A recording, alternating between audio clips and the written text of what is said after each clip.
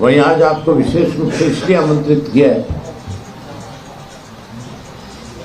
मेरे से भी पहले से इंडियन नेशनल लोकदल पार्टी को जब पार्टी का स्थापना हुई थी उस वक्त से पार्टी के संगठन को मजबूत करने में चौधरी देवीलाल के साथ भी और चौधरी ओम प्रकाश चौटाला जी के साथ भी, जिन्होंने लंबे समय तक संगठन को मजबूत बनाने में अपनी जिम्मेवारी निभाई, पीछे किसी कारणवश कुछ समय के लिए राजनीतिक तौर पे जिस तरह के हालात प्रदेश के रहे, देश के रहे, उनको देखते हुए राजनीति से उब चुके थे, लेकिन इंडियन नेशनल लोकदल पार्टी के प्रति सदा उनका लगाव रहा। हमेशा पार्टी को जब भी मेरी मुलाकात हुई, चौटाला साहब की माजरा जी से मुलाकात हुई, उन्होंने खुल करके कहा कि मेरी इच्छा है कि पार्टी फिर शिखर पे पहुंचे। आज फिर सक्रिय रूप से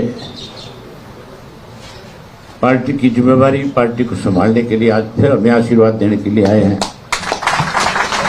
हम सब इनका बहुत स्वागत करते हैं, अभिनंदन करते हैं। और वहीं चौटाला साहब से कल मेरी मुलाकात हुई, उससे पहले हम सब संगठन के साथियों ने आपस में बैठ करके विचार विमर्श किया। मैं माजरा जी से, मेरे बाई इलेक्शन में भी माजरा जी ने मेरी खुल करके मदद करी थी। चौधरी देवीलाल जी की जयंती के ऊपर भी हमने जब इनको इनवाइट किया तो ना केवल ये आए बल्कि कैथल की रैली की सारी देख रेख इनकी निगाह में हुई थी। और हम सब साथियों ने जब बैठ कर के आपस में विचार विमर्श किया तो सबकी एक इच्छा थी, हमारी नहीं बल्कि पार्टी के, हमारे पूरे प्रदेश के जितने भी कार्यकर्ता और पदाधिकारी हैं, उन सब की एक इच्छा थी कि माजरा जी को फिर से बड़ी जिम्मेवारी पार्टी में सौंपी जाए ताकि संगठन को और ज्यादा मजबूती से आगे बढ़ाया जाए। आज सबने एक फैसला लिया है और फैसले से चौटाला साहब को हमने अवगत कराया। उनकी भी जाती इच्छा थी कि पार्टी के प्रदेश की कमान अब माजरा जी को सौंपी जाए। आज जहां हम इनका स्वागत करते हैं, अभिनंदन करते हैं, वहीं हम सब इनके नेतृत्व में पार्टी के संगठन को मजबूत करने के लिए काम करेंगे। बाकी सारी बातें तो माजरा जी सब हम आपसे कहेंगे। मैं ये नहीं कहूंगा कि कोई इनकी घर वापसी है कि आज ये पार्टी में नए सिरे से शामिल हुए। ये हमेशा पार्टी के साथ रहे। थोड़े दिन निष्क्रिय हो गए थे, अब फिर बहुत सक्रिय होकर के काम करेंगे। अब फिर से इस सारी बात को अच्छे ढंग से निभाएंगे। बाकी बातें तो आप माजरा जी से करो। आप सभी का स्वागत है। जमाना चौधरी देवीलाल का था और न्याय युद्ध था, राजीव लोंगोवाल समझौता हुआ, उसके खिलाफ भी सक्रिय भूमिका निभाई। चौधरी देवीलाल 1982 में बहुमत लेकर के आए और उनकी सरकार नहीं बनने दी, तब भी एक बड़ा झटका था। तब भी हम चंडीगढ़ में बहुत बड़ा प्रदर्शन करते रहे और एक भी ना सुनी। और उसके बाद हम लगातार, चाहे कोई भी आंदोलन रहा, कोई जलसा रहा, कोई प्रदर्शन रहा, उसमें लगे रहे। चौधरी ओम प्रकाश चौटाला जी के साथ, चौधरी देवीलाल जी के साथ, और बढ़ चढ़ करके काम किया। ये ठीक है, परिवार में भी कुछ मतभेद हो जाते हैं। कुछ समय के लिए, 2-3 महीने के लिए ऐसा हुआ कि वो मतभेद हुए और अभय सिंह चौटाला ने ये चैलेंज कर दिया था कि 3 काले किसानों के कानून जो आए हैं, जिसमें एमएसपी नहीं रहेगा, अत्यधिक भंडारण की इजाजत बड़ी कंपनियों को दे दी और भू के मालिक बड़ी कंपनियां हो जाएंगी।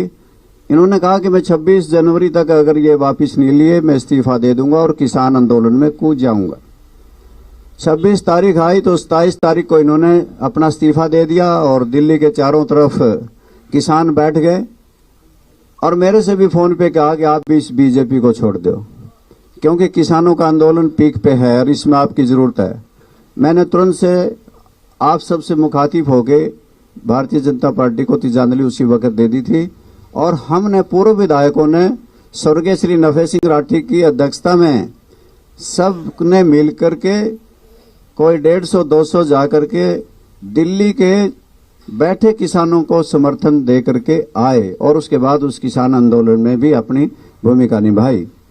साथियों, आज कुछ ऐसे बातें हैं कि सरकार के कुछ दावे इस प्रकार के हैं, हमारी पारदर्शी सरकार है, 32 से 42 पेपर बेच दिए जाते हैं और फिर ये कह देते हैं कि हमारी सरकार पारदर्शी है, 235 कोऑपरेटिव बैंक में लगा दिए जाते हैं बुला बुला के घर से, और हमारे वहाँ के विधायक पर्चा दर्ज कराते हैं पुंडरीके के मेरे बेटे से पैसे ले लिए, जिसका समर्थन भी भारतीय जनता पार्टी को है।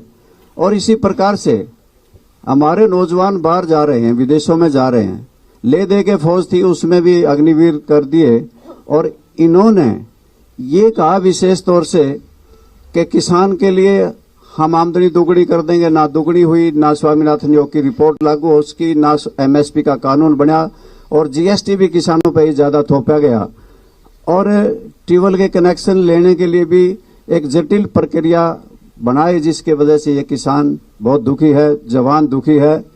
और सरकार कहती है हम पारदर्शी हैं। इस देश में चुनावी बॉन्ड का कितना बड़ा महा घोटाला हुआ है कि या तो ईडी का डर दिखा के या आगे उद्योग स्थापित करने के लिए, धंधे देने के लिए, ठेके देने के लिए इतना चंदा इकट्ठा किया गया, जो चुनावी बॉन्ड का बहुत बड़ा घोटाला आज भारतीय जनता पार्टी ने किया है। और हर जिले में 5 सितारा दफ्तर बने, वो कहां से बने? ये बातें जो लगती हैं कि कहते हैं कि हम 400 पार करेंगे, इसका मतलब तुमने ईवीएम मशीन को पहले से सेट किया हुआ है। आज किस प्रकार से कि इनके ऊपर भी प्रश्न चिन्ह लग रहा है कि वीवीपैट के मामले में तो ये खामोश हैं, परंतु इसकी पैरवी जरूर करते हैं कि 400 पार करेंगे। या हरियाणा में भी दावा किया था कि 75 पार करेंगे, 50 हारे थे, 40 जीते थे। इन परिस्थितियों को मद्देनजर रखते हुए कि हरियाणा प्रदेश में कोई व्यवस्था नहीं बदली, ना तो एसवाईएल का पानी आज क्या, एसवाईएल का प्रस्ताव सबसे पहले सारे समझौते रद्द करने वाली पार्टी कांग्रेस है। और इसी प्रकार से एक पार्टी और हमारे हरियाणा प्रदेश में आई, उनकी आप पार्टी की गवर्नमेंट पंजाब में बनी। उन्होंने पंजाब की विधानसभा में पहला रेजोल्यूशन ये पास किया कि हम एसवाईएल का पानी हरियाणा को नहीं दे सकते, जो भगवत मान की सरकार बनी है। और इसी प्रकार हमारे हरियाणा में जहां एसवाईएल सूखी है, वहीं पे हांसी बुटाना नहर भी सूखी पड़ी है। और ये लोग कहते हैं कि हमने एक समझौता, जमुना जल समझौता 1994 में हुआ था। ये कहते हैं कि हमने राजस्थान को पानी जमुना का देने का समझौता भारतीय जनता पार्टी की सरकार ने किया। अगर बारिश के दिनों में पानी अतिरिक्त था तो वेस्टर्न जमुना में पैसा क्यों खर्च किया जा रहा है कि उसमें अगर ज्यादा पानी होगा तो वेस्टर्न जमुना को देंगे।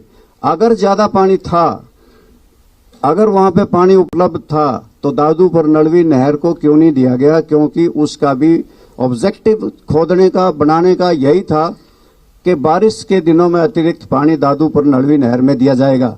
अवेलेबिलिटी ऑफ वाटर के बारे में कोई स्टडी नहीं की गई, हाइड्रोलॉजिकल स्टडी कुछ नहीं की गई। कह दिया कि 3 पाइप से राजस्थान को पानी जाएगा और 1 पाइप को हरियाणा के दादरी और भिवानी को पानी मिलेगा। ये फिजिबिलिटी है ही नहीं। हथनी कुंड बैराज से पानी आप जाके राजस्थान ले जाएंगे, ये संभव ही नहीं। ओखला से पहले पानी मिलता है राजस्थान को, वहीं से दिया जाना चाहिए और हरियाणा वर्षों से इसका विरोध करता रहा है। आज भी हरियाणा के लोग तो विरोध करते हैं, परंतु मुख्यमंत्री, भूतपूर्व मुख्यमंत्री ने मनोहर लाल जी ने इस पे दस्तखत कर दिए। ये हरियाणा प्रदेश के लोगों के साथ खिलवाड़ है और हरियाणा की प्यासी जमीन को पानी की जरूरत है और वो राजस्थान को देना चाहते हैं। ये गलत है, फिजिबिलिटी ही नहीं है।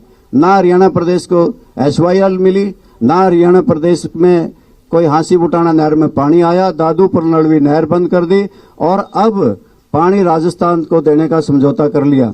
ना हरियाणा की राजधानी बन सकी, ना अलग से हाईकोर्ट बन सका, कोई व्यवस्था बदली नहीं, बल्कि अनेकों प्रॉब्लम खड़ी कर दी। परिवार पहचान पत्र की खड़ी कर दी, मेरी फसल मेरा ब्यौरा की खड़ी कर दी कि फसल किसी की ब्यौरा किसी का, और अनेकों घपले और घोटाले हरियाणा प्रदेश में, चाहे शराब घोटाला है, धान घोटाला है, चाहे रजिस्ट्री घोटाला है, पेपर लीक घोटाला है, और अभी अभी सहकारिता विभाग का ICDP का 100 करोड़ का घोटाला है। ये घोटालेबाजों की सरकार है। जहां हरियाणा प्रदेश में अनेकों घोटाले हो रहे हैं, वहीं देश के अंदर भी बहुत बड़ा ये चुनावी बॉन्ड का घोटाला है। ऐसे मौके में मुझे चौधरी अभय सिंह आए और मेरे से कहने लगे, और चौधरी ओम प्रकाश चौटाला भी कई बार मेरे पास भी आया और मैं उनको मिलने भी गया।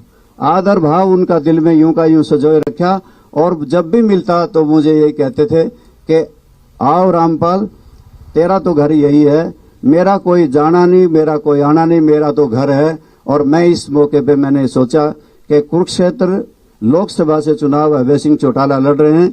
ऐसे मौके में किसानों के लिए इस्तीफा दे देने वाले, हरियाणा विधानसभा को ठोकर मार देने वाले, ऐसे मौके में हरियाणा प्रदेश की जनता की आवाज को हरियाणा की विधानसभा में बुलंद करने वाले, ऐसे मौके में कि वो लोकसभा का चुनाव लड़ रहे हैं, तो मुझे तुरंत से अभय सिंह चौटाला का साथ देना चाहिए। और मैं इस मौके पे, इसलिए अगर सत्ता की मलाई खाने की कोई चाहत नहीं, पहले भी ऐसा कभी सोचा भी नहीं। ये कोई लोकदल पार्टी में आज कोई ये भी नहीं समझ पा रहा होगा कि बहुत बड़ा फेरबदल होकर के सरकार बनने वाली है। नेक्स्ट भविष्य में कल क्या हो जाए, ये तो संभावनाएं रहती हैं। संघर्ष के बलबूते पे ही किया है, आगे भी संघर्ष को ही चुना है। आज केवल अभय सिंह चौटाला और चौधरी ओम प्रकाश चौटाला के नेतृत्व में संघर्ष करने आए हैं, लड़ाई लड़ने आए हैं और जनता की आवाज को बुलंद करने आए हैं। धन्यवाद।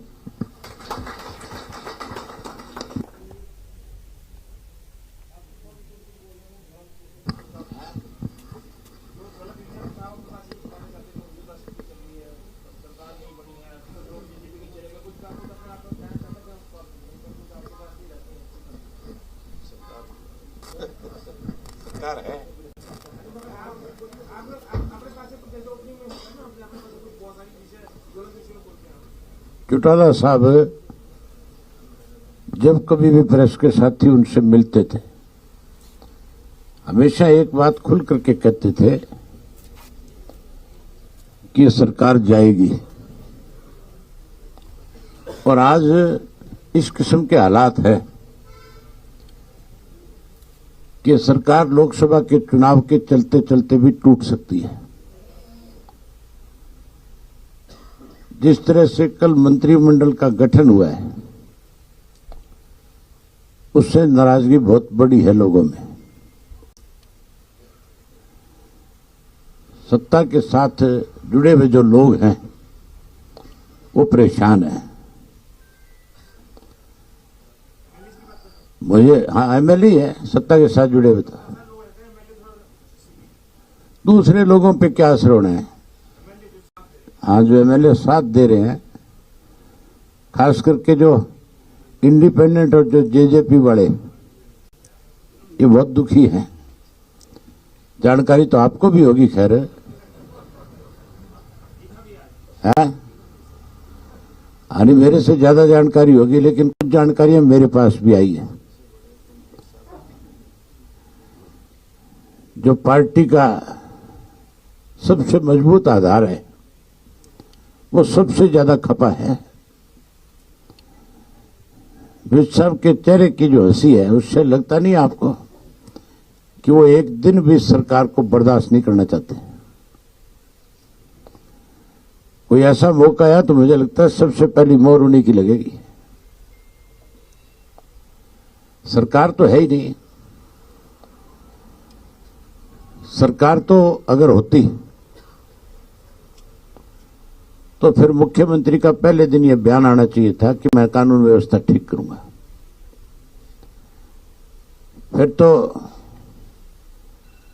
किसान की फसल की एमएसपी पे खरीद शुरू हो जानी चाहिए थी।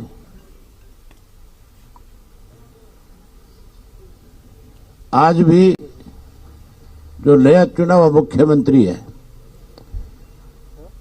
उसको खुद पे भरोसा ही नहीं हो रहा कि मैं मुख्यमंत्री बन गया। इससे ज्यादा और क्या प्रोटोकॉल टूटेंगे और पद की गरिमा को कम किया जाएगा। भूतपूर्व मुख्यमंत्री का नाम तो ऊपर लिखा जाता है और उसका नीचे लिखा जाता है। कोई भूतपूर्व राष्ट्रपति हो, कोई भूतपूर्व प्रधानमंत्री हो तब तो मान सकते हैं, या फिर किसी पार्टी का संयोजक हो तब मानी जा सकती है। किस तरह से आज भी जो है हमारा मुख्यमंत्री भूतपूर्व मुख्यमंत्री को मुख्यमंत्री कह के संबोधित कर रहा है। उसको इस बात का डर है कि कहीं इसको मुख्यमंत्री कहना बंद कर दिया तो तेरी कुर्सी ना चली जाए। आज आप सब लोग आए हो, आपका स्वागत है। एक बात कहना चाहूंगा, कुछ लोग मेरे कुरुक्षेत्र में उम्मीदवार बनाने के बाद मुझे कईयों को बहुत दिक्कत आ रही है। सुशील गुप्ता जी का कल एक बयान छपा था। उन्होंने अपने बयान में ये कहा कि अभय सिंह चौटाला को कुरुक्षेत्र से नहीं लड़ना चाहिए, वो बाहरी व्यक्ति है। छाछ तो बोले सो बोले, छाजनी भी बोलने लगी। गुप्ता जी शायद भूल गए बेचारे कि वो कभी हरियाणा के थे, अपना व्यवसाय करने के लिए दिल्ली चले गए और दिल्ली से राज्यसभा के मेंबर रहे। हरियाणा से कभी कोई वास्ता नहीं रहा। अब उम्मीदवार बनकर के आगे मैं गुप्ता जी को बताना चाहूंगा आपके माध्यम से कि मेरा कुरुक्षेत्र से बहुत पुराना रिश्ता है। मैं पहले लोकसभा का चुनाव लड़ चुका हूं और उसके बाद अर्जुन लड़ चुका है। हमारे चुनाव लड़ने की बात नहीं, यह हरियाणा प्रदेश चौधरी देवीलाल का लगाया हुआ पौधा है। पूरे प्रदेश में जन्म तो है, ठीक है, हमारा सरसा में हुआ है, लेकिन रिश्ता पूरे प्रदेश से एक जैसा है। हम तो कहीं से भी जाकर के लड़ सकते हैं।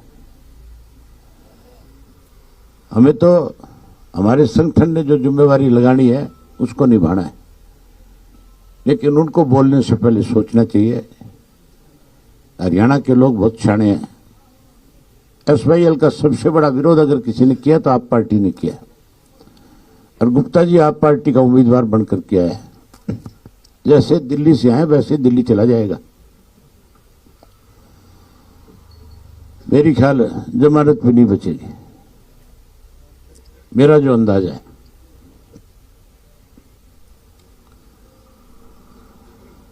और कोई आपकी तरफ से कोई क्वेश्चन है तो बताओ।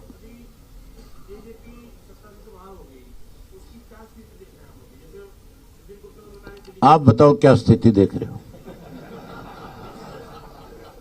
यह सवाल मेरे से पूछने का नहीं है, ये तो आपको आकलन करना चाहिए कि जिन्होंने बड़बोले बोल बोले थे आज उनकी स्थिति क्या है। मैं एक बात कह सकता हूं, तो 17% वोट की बात करते थे, जो 50 सीटें लेकर के मुख्यमंत्री का ख्वाब देख रहे थे, अगर लोकसभा का चुनाव लड़ लिया, मुझे नहीं लगता चुनाव लड़ेंगे, अगर लड़ लिया तो वो 17% जो है वो 0.7 पे आ जाएगा। उनकी हालत नोटों से भी ज्यादा खराब हो जाएगी।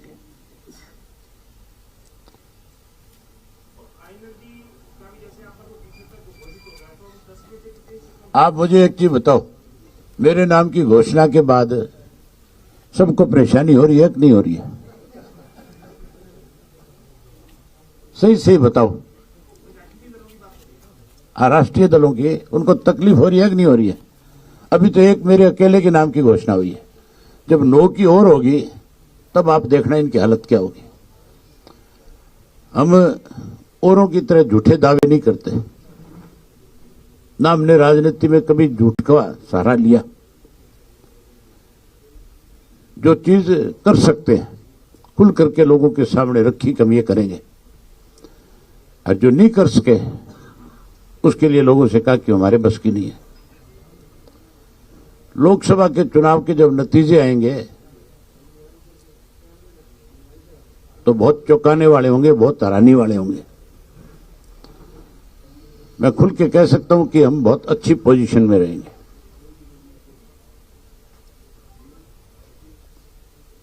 जिन लोगों को गलतफहमी है उनकी गलतफहमियां दूर हो जाएंगी।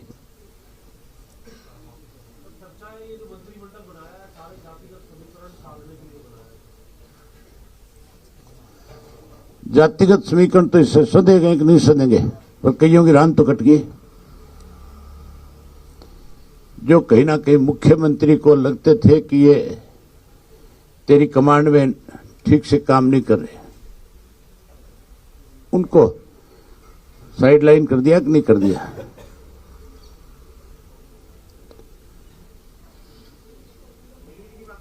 है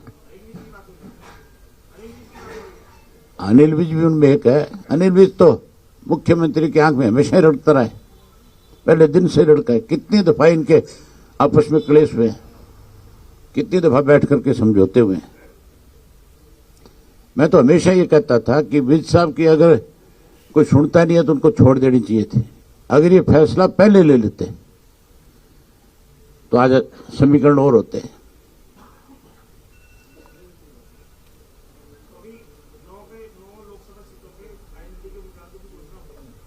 करेंगे हम 10 की 10 सीटें लड़ेंगे। 10 की 10 पे हमारे उम्मीदवार खड़े होंगे, 10 की 10 पे बहुत अच्छी लड़ाई लड़ेंगे।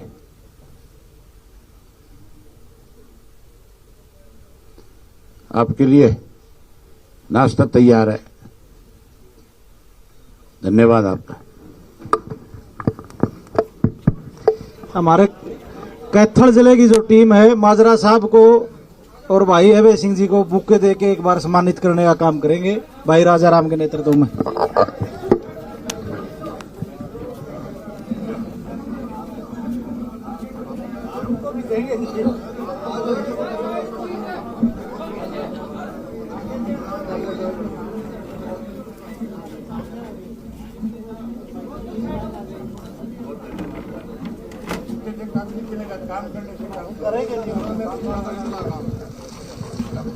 हमारे रहते आप बेरोजगार क्यों हैं? सरकारी नौकरी की सबसे अच्छी तैयारी, सबसे अच्छे अध्यापक, सबसे कम फीस, हरियाणा का नंबर 1 कोचिंग सेंटर ICS।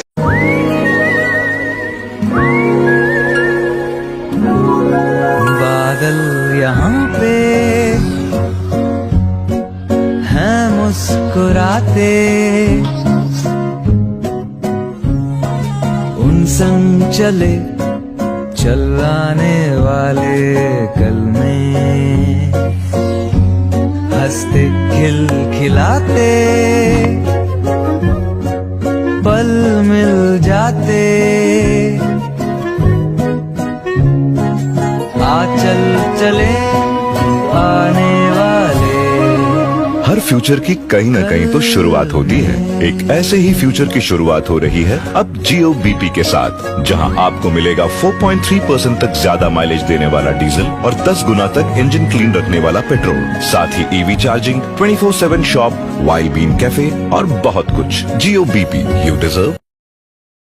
हमारे रहते आप बेरोजगार क्यों हैं? सरकारी नौकरी की सबसे अच्छी तैयारी, सबसे अच्छे अध्यापक, सबसे कम फीस, हरियाणा का नंबर 1 कोचिंग सेंटर ICS।